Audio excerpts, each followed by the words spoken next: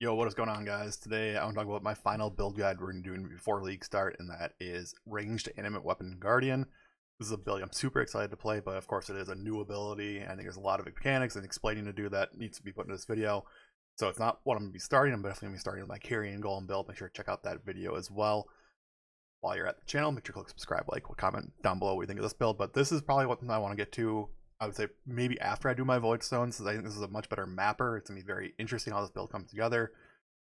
Having an animate weapon let us do range attacks is very interesting. And now you're probably wondering, why are we not looking at a PoE? Why are we looking at this character? Well, the big thing I want to talk about first is just the mechanics of this playstyle.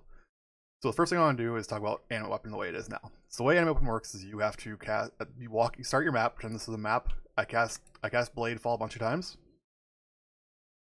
They're gonna leave lingering blades in the ground, so I need to cast my animate weapon.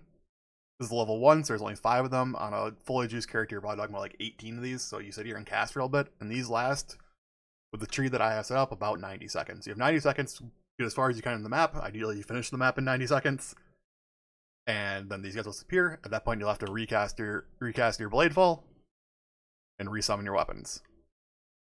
In the range version, these of course will be bows, which brings me to why does this character using a bow? I just want to give a little demonstration before we talk about the build, because we can't actually look at this build and see what's happening. I want to keep this image in mind when we're talking about this ability. These are 5 projectiles coming out of my bow. Now imagine there are 18 bows around me that are also doing this, or there's 17 more of these happening at the same time, and it's happening at double the attack speed, because that is what's going to happen with ranged animate weapon. Okay, we've talked about that. Let's jump into the PoE. Again, I kind of included the same setup I did for my Carrion Golem build guide, where we have a no cluster setup, a 1 cluster, and a 2 cluster versus Guardian. It's honestly, I took the Carrion Golem build, copied it, changed the skills around, changed the tree a little bit to make this build more comfortable, and then here we are. So you're going to see a lot of similarities, some little minor differences. The biggest one I want to talk about right away is that we are using this skill effect duration node.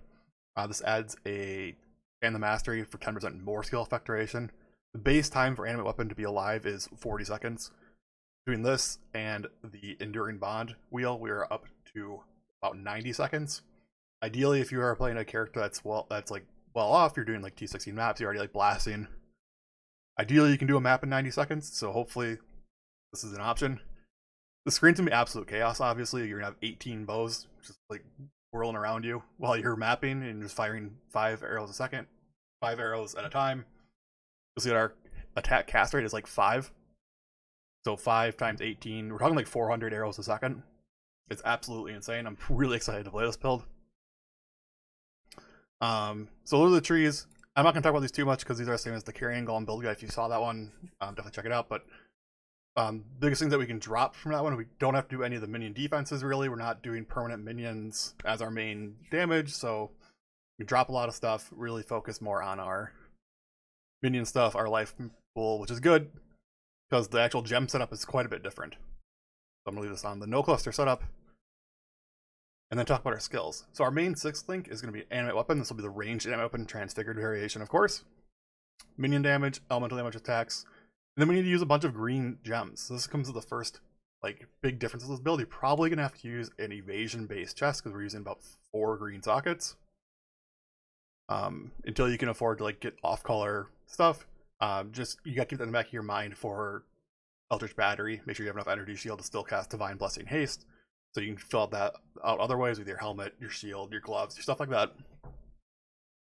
And then I determined that kind of Pierce, GMP, Hypothermia were the best 3 green sockets. Minion damage, elemental damage attacks seem like non-negotiables. And then Pierce is super good for clearing, GMP for clearing, Hypothermia adds damage. The one I'm really interested in testing in this build is return projectiles. I would swap Hypothermia for return prods for mapping. It's going to be less damage, but you're definitely it could be less damage but return prods is essentially a 40% more damage multiplier because that second arrow comes back with 61% less damage, but it is hitting again, so it's technically 39% more damage if it hits again. So it technically is more DPS than Hypothermia, but it actually has to hit again. So the first hit's weaker, the second hit, there is a second hit, so that's good. I'll swap in return prods and Hypothermia just based on bossing or mapping, but return prods is super interesting for me to play. Other than that, the setups are pretty much the same. Doing our Raise Spectre, Animate Guardian, Feed and Frenzy, Minion Life. Determination, Elemental Weakness. I'm actually using Sniper's Mark as well. You can have the ability of using 2 curses in the setup if you have the points for it. This is pretty close to our tree. In the Carrion Golem version of this build, you don't actually need it because you're not doing projectile damage. In this version, Elemental Weakness and Sniper's Mark are both very good. Sniper's Mark is actually slightly stronger if you're looking at purely animate weapon damage, but you don't get any extra damage for your like Sentinel of Radiance, your Animate Guard, and your Spectre, anything like that. So just keep that in mind. I would recommend Sniper's Mark though, because the absolute insanity of all those arrows splitting off the boss or marked target and then coming back again is really, really hilarious. Other than that, we're still using Molten Shell. Shield Charge used to be able to drop faster attacks. This build actually gets a lot more socket intensive because we have to have Blade Fall in our build. Keep that in mind. Flesh Offering, Summon Skitter Bots. We'll actually switch this to a Trigger Wand setup. This build obviously can't use Clay Shaper. I mean, technically it can, but it's not a Golem-based build, so we don't want to use Clay Shaper. We're just going to use a Convoking Wand from the get-go. Again, this is another reason that I think this is like more of a late game, done with mapping onto an next build kind of setup, just because we really want a really nice Convoking Wand to get this build going. See the damage technically is substantially lower. I'm not sure the calculations are working correctly in PoB for the ranged version, which I'm just kind of throwing in some stuff. Other than that, pretty similar setup. We're using Triad Grips to convert all the physical damage from animate weapons into fire, into cold mostly, and then a little bit of fire. Other than that, this is very similar setup. We're talking decent. This is all like very average gear. I think this build scales super, super strong. We're talking like, again, this I calculated this out like 400 arrows a second. This is screen clearing damage for like an entire screen. Bossing I think will be slightly worse than a Carrion Golem or like an SRS version of Guardian, but once you get into like a full mapping, I do believe this build will play significantly better. So that other than that, I think that's all we want to talk about in this build. I'm super excited for League Start. Make sure to check out the Twitch stream, twitch.tv/Ferks. I will have this PoB down link below, but again, this is a super work in progress where it's a transfigured gem that's doing something completely we haven't seen before.